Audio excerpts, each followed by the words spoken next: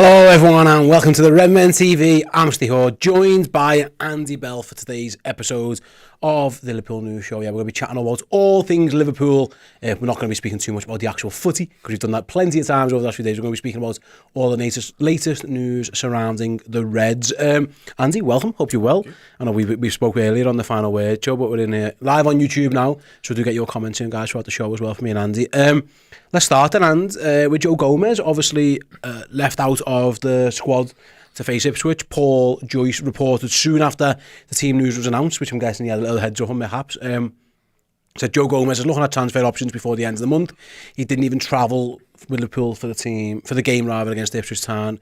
In his piece for the time, Paul says there are a number of clubs interested in Joe Gomez. He name checks Fulham, Newcastle, Aston Villa, even Chelsea as a potential option as well. Interesting, man, because Joe Gomez was potentially going to be included in like the Anthony Gordon cash player deal kind of thing. That fell through. Then there was talk that he might want to leave. Then it was reported actually by Paul Joyce himself saying, he's committed to Liverpool. Liverpool seems to want to keep him. And now this has happened again. Does that suggest maybe there's been a little bit of movement, maybe with the interest or maybe from the player asking to leave or something? Because it feels like it's flip-flopped a little bit there. Yeah, firstly, no surprise that there's a multitude of clubs interested in him. This is a guy who last season came in at left back, was fantastic for us, came in at right back, was fantastic for us. Yep. And I guess by trade as a centre half, although I'm not sure that his body post injuries is quite up to that task for Liverpool.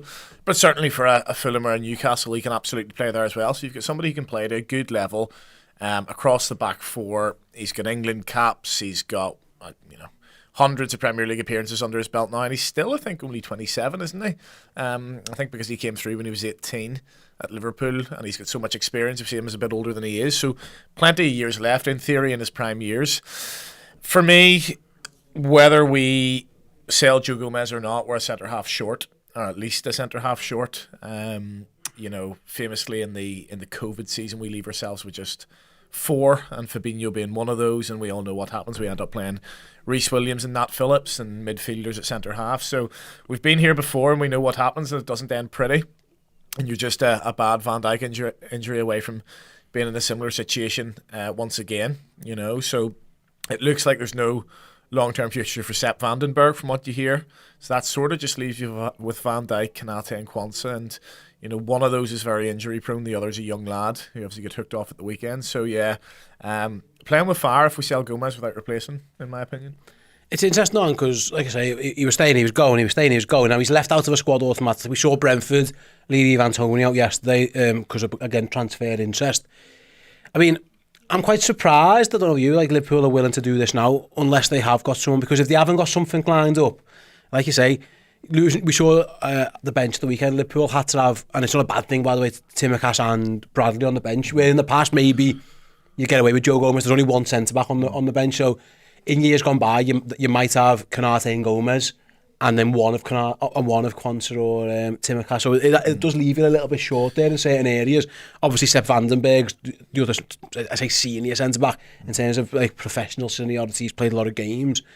It does feel like Liverpool are short there. It's interesting that there's clearly willing to let Joe go, because I can't imagine why else he wouldn't be in the squad. Yeah, I think the way Arne Slot probably sees it is fullbacks are a key part of a system, and they have to play in a certain way, and they have to overlap. And you put Gomez in there, and he will be solid. He'll win his duels, but will he get up and down as effectively? Probably not. And last season Gomez plays a lot of games, but we're very unlucky in that Robertson and Tsimikas get injured at the same time. So somebody has to play left back, and I guess at the time, Conor Bradley wasn't as fully developed in terms of a senior Liverpool squad player as he is now. So Joe Gomez was the second choice right back. He finds himself sort of third choice right back and third choice left back at the minute.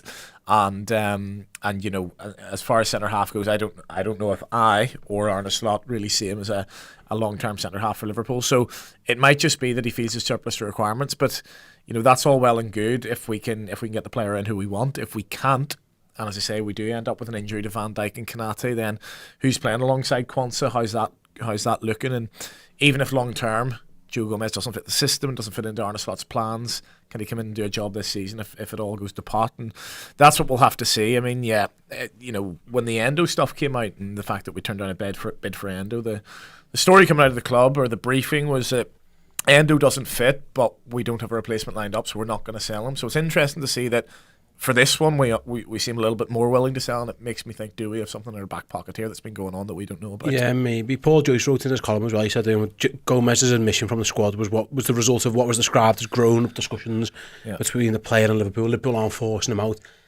Maybe it is a suggestion that Joe just comes and said, listen, I want to go. There's something lined up for me. Interestingly, at the time, the Newcastle report around Anthony Gordon was like 45 million for Joe Gomez, and we were going to pay 75 for Anthony Gordon. So Liverpool obviously clearly value Joe quite highly. We know Newcastle have been trying desperately to sign Mark Gay, and as of now have been unsuccessful. I think they've gone up to £60 million, and Crystal Palace aren't having it. Maybe they've come back in for him, I suggest, and if they were willing to pay 45 million before, what are they willing to pay now? Which again, that wouldn't be a bad move for Joe, I guess, if he wants to play centre-back and wants to get a game. 45 million for I guess someone who isn't in Arne Slot's plans from a business point of view isn't bad, as long as, like I say, it's reinvested into someone who maybe fits more. Otherwise, you are just leaving yourself short. And I wonder, is there an element of the Anthony Gordon stuff hasn't quite gone away as well? Obviously at the time, they're willing to sell Gordon for the PSR side of things, and as you say, they're making 30 million profit in that deal, and they managed to make that money elsewhere. They sell Minta, and they sell Elliot Anderson as well. I think they wanted to sell Callum Wilson. So I wonder, is there still a deal to be done there? Obviously, probably more on Newcastle's terms than the initial deal was. Will they get Joe Gomez for slightly cheaper, or will we have to pay a little bit more for Gordon? Not sure, but I don't think that's completely gone away. And I think the player's head's still been turned by that, because he thought he was getting his move there. So Newcastle need a centre half. Whether it's a case of they're not willing to go more than 75 million for Mark Gay, and think instead actually 45 million for Gomez, that's a better deal for us long term. That could be the case, but I'm just completely speculating, because regardless of Anthony Gordon, as I say, we need to bring someone else in at centre half, regardless, as I say, of whether Gomez goes or not. And we've obviously not spent money this summer, and we talk about players who are available. Well, everyone's available for the right price, and it might just be that we have to push the boat out because we obviously saved a bit of money in not doing the Zubimendi deal. Absolutely. I might be wrong, and I've been wrong plenty of times for Liverpool on transfers, but the idea that you let Gomez go without a replacement, I can't see a world where the manager thinks Seth Vandenberg, he might do it. Apparently he was impressed by him, but I don't think that's really the ideal. He desperately wants to leave by all accounts as well. So yeah, I don't know whether to take encouragement or be nervous, Andy. It depends if you're glass half empty or glass half full. My thinking is, if they're going to sell Joe, surely there must be someone somewhere they've got lined up who maybe Arne Slot thinks fits better. There's maybe a left-sided centre-back, which Liverpool perhaps need as well, rather than Joe. I know Joe can play everywhere, but I think if you asked him, he'd probably want to be on the right of a back two if it was his choice, because otherwise I am getting back to vibes where you are leaving yourself with square pegs round holes. We know Ibu Konate's injury record isn't fantastic. We saw Gerald Kwanzaa, young lad, is going to have ups and downs just like he had at the weekend. Yeah. It doesn't feel like Liverpool in a position where Joe Gomez is a luxury you can just sell. He is a vital part of the squad still. And even from a PR point of view, we know that everyone's saying we're the only team not to have made a signing in the Premier League. We had our pants down with the Zubimendi stuff. We haven't signed an attacker. Even if Arne Slot sort of feels like Joe Gomez isn't in my plans going forward, from as I say, from a PR point of view, they're going to need to bring someone in. Otherwise, if we end up short at the back this season, then there's going to become serious pressure on the likes of Richard Hughes, who does need to prove himself. It's a little bit different from Michael Edwards, who we know comes in, plays a bit of hardball, and 90% of transfers he gets right. But Richard Hughes is someone we don't really know. It's a new system, it's a new setup behind the scenes for Liverpool. So he needs to prove himself and prove that he can identify this player and bring him in and get him for the right price. And I think we'll just take anyone through the door at this point, in any position, just to strengthen. The manager, they say after the Ipswich game, if they find the right player, they won't hesitate to move for him. He openly admitted in the press conference before the game that he had one Zubimendi and that one fell through. I'm just looking at me watching now. What are we? 19th of August. We've got a couple of weeks left of the transfer window. Do you see incomings? Marmadashvili is the one that's been linked the most, although that's kind of gone quiet with apparently talk over fees and stuff as well. Are you expecting incomings? Because I've always thought they would. But it doesn't feel like there's anything. Like I said, the Zubimendi stuff came relatively quickly. I think it was David Ornstein reported that Linchester, and then 24 hours later, his name's everywhere, so these things can move quickly. But are you holding out hope? Are you expecting anything between now and the window ending? I think we'll do something, yeah. Mamardashvili would be like nominally a transfer for this summer, but really it's for next summer, or even 2 years, as I think some of the reports have been saying recently. So for me, that's not enough to sort of get us off their backs a little bit and keep us putting the pressure on. I think we definitely need to do a little bit more. Ideally, I think we do 3. I really don't think we'll get that many in at this point, but it's a centre half, another attacker, and a number 6, which is ideally what I'd like. But I think at this point, I'm so starved of it that I'd just take one of those, even just to get the ball rolling. You know what I mean? Yeah. So yeah, I think whether it's a sort of big money on Anthony Gordon, I think they will have to do something. I think there's going to be a little bit of pressure just to freshen things up, keep things moving. And going forward this season, obviously last year they put a hell of a lot, those players, into pretty strong runs in all 4 competitions, even quarterfinals of the FA Cup and the Europa League. Played a lot of games. We've seen at times when Liverpool have played lots of games the next season, sometimes legs fall off a little bit. So just to freshen things up as well, we've got new voices in the coaching side of things, and hopefully some players to freshen things up would be nice. I did ask you actually before we move on Joe Gomez. Like I say, it was meant to be around £45 million in that Newcastle, but what I would say is, like, that was a very strange deal with players and money and PSR, and maybe you scratch my back and Anthony Gordon's worth more, but we'll do it for the whatever, that kind of stuff. What type of fee do you think Joe Gomez is commanding? Bear in mind, like I say, I know Mark Gay's a little bit younger, I think I'm right in saying, and I'll just double check that, but like they were looking at like £65 million for Mark Gay. That got rejected. So Mark Gay, just to clarify, he's 24, so he's a little bit younger than Joe Gomez. Obviously he's just started he was England's first choice, for lack of a better phrase, at the Euros with Harry Maguire out. If they're looking at 65 not being enough for Mark Gay, what do you think Liverpool are looking for Joe Gomez? Like 30, 40, 50?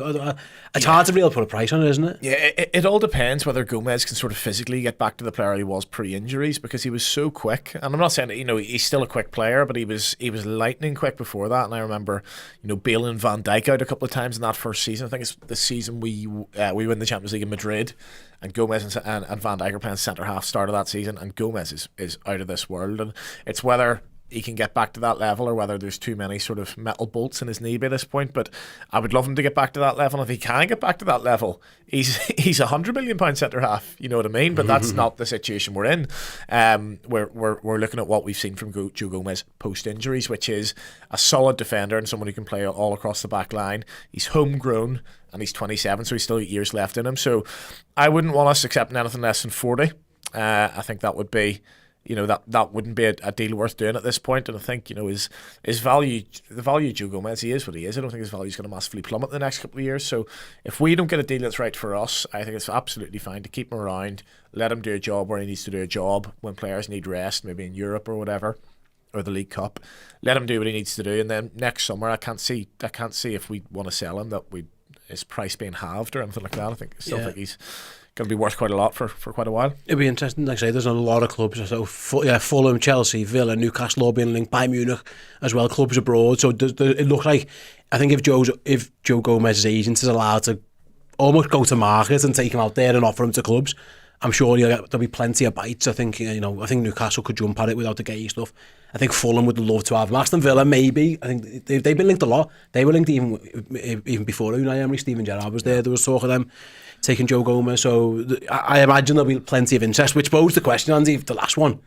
Are Liverpool just not better off keeping him? Because I'm of the opinion I'd rather keep him. From my personal point of view, I'd rather just keep Joe Gomez than sell him at this point. I think they need 5 centre-backs anyway. Yeah. I'd rather just sign one and keep him. Yeah. But obviously, if he's asking to go, it can be difficult. But my point of view is you just keep hold of him. That's what ideally I'd like to do as well. As I say, we don't know at this point if there's anything lined up. We don't know if they're going to let him go and not replace him, which would be a scary situation to be in, a really precarious situation to leave your squad in that position. So yeah, right now I'd be more comfortable with keeping him. If you're telling me that, for example, and we'll come on to talk about it, a Jarrad Branthwaite is available for 85 million, and the only way you can do that is by selling Gomez for 45 million, then there's a decision to be made, because Branthwaite is the better centre half at this point, and obviously has years ahead of him. But yeah, from what we know right now, keep a hold of him. Yeah, so we'll keep an eye on that one, because I'm guessing I've got the feeling usually when a player's left out of a squad to sort of transfer, that usually means A, he doesn't want to get injured, and B, there's probably something happening. Maybe he isn't in the right frame of mind a little bit. We saw this with Stephen Toney the other day, or Ivan Toney rather, for Brentford. It's not the first time Liverpool have been in this situation either. So we'll definitely keep an eye on Joe Gomez's future, and my guess is we're probably going to get to September with him having moved on. You mentioned there about Jarrad Branthwaite, then he's the title of the show, he's the headline feature on the show as well, and basically the question, and I got asked this about 100 times, I put on the socials, on the Discord as well and stuff like that, you know, what can we talk about in the news? It's a pretty quiet day. And one of the questions I got back was, why is Jarrad Branthwaite odds on to join Liverpool? And I'll be honest, I wasn't all over this story, but I did check, and actually, the bookmakers do have Jarrad Branthwaite from Everton as odds on to go join Liverpool, which for those of you who are unfamiliar with gambling or the betting, the bookmakers at this moment in time, their odds suggest he's more likely to be playing for Liverpool next season than anyone else. Yeah, I think that's including Everton. Maybe Everton. Yeah. I think staying at Everton might have potentially. This is a mad one. Usually my answer to this is, Andy, and this can happen in Liverpool quite a bit, a rumour or something's gone round linking someone with someone, a couple of bets have been placed because they've heard a little bit of information, the bookies are going, someone knows something, insider information, we need to change our odds accordingly so we don't get stung. That's usually how this one goes out. But yeah, it looks like there's a rumour going round then, because someone somewhere has clearly decided to throw a little bit of money on this one. Yeah, absolutely. So obviously the way bookmakers work is basically the reason Jarrad Branthwaite's odds are so low is because loads of people are putting bets on it. Or there's a few big bets going on. Or there's a few big bets which have gone on. But it's not a case of somebody sits there and is reading through all the news and thinks, oh, well, there's a story's come out about Branthwaite to Chelsea now, so we'll put it down. It's purely algorithmic, as I'm sure most people know.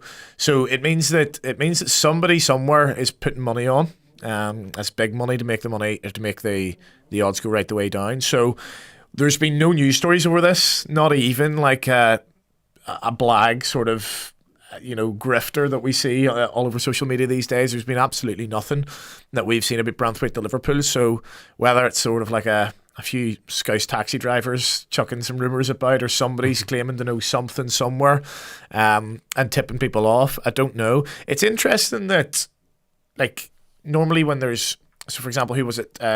So last week there was a story about Luis Diaz, the Man City, and within 10 minutes all the journalists came out and said, actually, this is nonsense. Whereas nobody's really come out and said anything about this. Maybe because the story's not quite big enough yet. It is just the betting company saying this. So it'll be an interesting one. I mean, he's in the mould of everything I would like for a Liverpool centre half. He's one of the better centre halves in the league. He's thriving in what is a very poor team. He's got the height, he's got the pace, he can pass the ball. He will fit in very well. It's what money do we have to pay first and foremost, and what tax do we have to pay to Everton to take one of their better players off them? And we talk about PR, a PR point of view for us. I mean, they're not very happy with what's going on at their club at the minute with the ownership issues and with the board. If they then sell one of their best players to Liverpool for whatever money, it's not going to go down very well. No, absolutely not. And it's interesting because I remember at the start of the summer, in fact, it was just after the end of the season, there was a lot of buzz in the city about Anthony Gordon and Liverpool, and obviously he's a Scouse guy, or his family live here. Someone had heard something, and there was an undercurrent of Liverpool like Anthony Gordon. Don't be surprised if something happens, and it all got dismissed. And then lo and behold, Liverpool nearly signed Anthony Gordon, or there was at least conversations about it where these things come from. Like I say, there could be absolutely zero substance. We are not reporting on a story. There's no Paul Joyce, James Pearce, Fabrizio Romano. There's not even like a dodgy Spanish outlet that we're talking about. It's just somebody somewhere, whether it be one large amount of money or loads of little bets, someone has heard the rumour, it's spread like wildfire, which can happen, but sometimes they can be true. Like sometimes they can be absolute nonsense. I think back all those years ago to Gaston Ramirez, and everyone was telling us he was on an aeroplane, and the Liverpool was saying he's not signing, I promise you, and he wasn't. But also, and it's maybe, I don't know, maybe Everton, did he need the money still? They got rid of the PSR for 1 year, but that doesn't solve them for the next year. The fact that he missed the game the other day with a groin injury and people got tongues are wagging, like, I don't know, it just feels like it's got, the fact that Joe Gomez might be leaving, like, people are starting to put things into place, and while it doesn't make sense, it also kind of half makes sense as well. I think with Gordon was an easy one to guess. If you're an up-and-coming grifter and you basically want to throw something out there, the idea that you've broken this first and you need to guess something because you've no information, you would have said Gordon to Liverpool, because clearly we've always liked him, he's a Liverpool fan growing up, and they had that impending PSR deadline hanging over them. So, you know, if you guessed that, there was a solid chance you could have been right and you could gain yourself a few followers. For this one, you know, you mentioned that, they do have their financial issues, but there's nothing impending for them, whether that's now a different approach from Everton, and that they're gonna they're gonna get the money in advance, so they're not having to panic sell sort of next summer. I'm not sure. I think United have had a couple of bids in for him, haven't they? Or there's been talk of a couple of bids. No, they did. Yeah, I think they had them two. I think that's why they've ended up with De Ligt, because Everton were like, we're not. The money's too much, and then Everton sold Onana, and that solved their PSR issues, and then that meant they wanted Branthwaite to stay. Yeah, absolutely. And you know, Branthwaite, he goes away to the Euros, doesn't he? No, he's in he miss out? Him and Kwanzaa are both like reserves, right? But they were in like the larger squad before they got trimmed down. Yeah. But he's rated as an England international. He's still very young, and you know, listen. I was going to say with the greatest respect, I don't really care about respects, but he's not gonna want to stick around in the bottom half of the Premier League for very long, and that's not me trying to do banter or whatever. That's just, it's going to be his ambitions as a player for what Everton are as a club at this point. So, you know, eventually he's going to push for something like that. Last time there was a big transfer that the other team didn't want to lose across Stanley Park is before my time, I think, really. So no, but Nick Barmby, Abel Xavier, back in the 90s, I don't think they were last, was Xavier at the time, but Nick Barmby was enemy number one at Goodison for a while, and then scored against them and celebrated. So he's not welcome at Goodison Park anytime soon. We've got a comment here from Chris, who says, Christopher C says, sometimes betting houses but bookmakers will move a line to make people think there's buzz about a player. With the Gomez news, it makes sense to link us to a player and have people chase the odds more. What I would say on that is, the odds are so short now. They are 4 to 6. That was the last I heard. 1 to 2 some places. There's no value in it. Yeah. So I don't think people are chasing them odds, because listen, I am not one to encourage you or do what you be, but I'm not sure I would be putting any money on 4 to 6 Jarrad Branthwaite joining Liverpool. It might be worth a cheeky point at like 8 to 1, and maybe 100 people all put £100 on it, and then the bookies have got someone knows something. But I'd usually, unless they're just like, again, trying to create stories or something, sometimes people accuse certain bookmakers of that. But I don't know, like, there's no value to make people bet on this. I think, again, you be yourself, but I wouldn't be advising anybody to going to bookmakers and getting any money on Jarrad Branthwaite at 4 to 6. Where's the value in that? Because it feels, for a number of reasons, Andy, very unlikely. The Everton, the fee, or the where we are in the window, the fact that they've already rejected bids before, that to me, that wouldn't encourage me to gamble on it. I'd be like, stay away from that. We've been so starved of serious links, really, so far this summer, and we've obviously been completely starved of any incomings, that I think we're just looking at this and sort of trying to piece 2 and 2 together and something that might just happen. But it's very unusual that you know, that this will happen without any sort of links at all, whether it's your serious guys like your Joyces and Pierces and ones like that, or, as I say, your grifters. There's been absolutely no talk about this. I mean, I remember having a couple of chats with people last year and saying that, you know, if Everton went into administration, they may have to sell, and obviously when the administrators take over, you don't get to do, oh no, we're not going to sell to Liverpool, they just need to do what's best financially for the club. So, but obviously they've avoided that for now, so, you know, it would be Everton Football Club willingly selling to Liverpool for a certain price, and as I say, I think that price would be higher than what Manchester United or City or Chelsea or whoever else would have to pay. But no, wouldn't encourage anyone to stick any money on this, really. It's I'd be surprised if anything comes of it. But as far as a Monday morning goes, where, you know, we're 10 days or 12, 13 days before the end of the transfer window, you know, we'll take something like this just to keep us excited until it will inevitably get poo-pooed by the big boys. No, absolutely. We'll keep an eye on that one for sure. I thought there was a lot of buzz about it, and someone asked the question, but you know what, we'll speak about it, because these things, like, I thought, maybe explain to people who might not know, like, how these kind of things work, but also I thought it'd be really funny, and the fact that the Everton lads are there and probably hear me speaking about it as well. Hopefully annoying some of those as well. So yeah, we'll wrap up there. That is today's Liverpool news update show. So yeah, keep an eye on the futures of Joe Gomez, and listen, maybe if they do sign Jarrad Branthwaite, I'm sure we'll be the first people reacting to it as well. And if that happens, I promise you, we'll get some reaction from Toffee TV as well, because it will be absolutely, really, nothing else, really, really funny. Andy, thanks very much. Thanks all you guys for watching or listening to this episode of the show. Yeah, we'll be back later on this afternoon, actually, with the Originals podcast, Paul and the gang in the studio. So do check that out, and yeah, catch you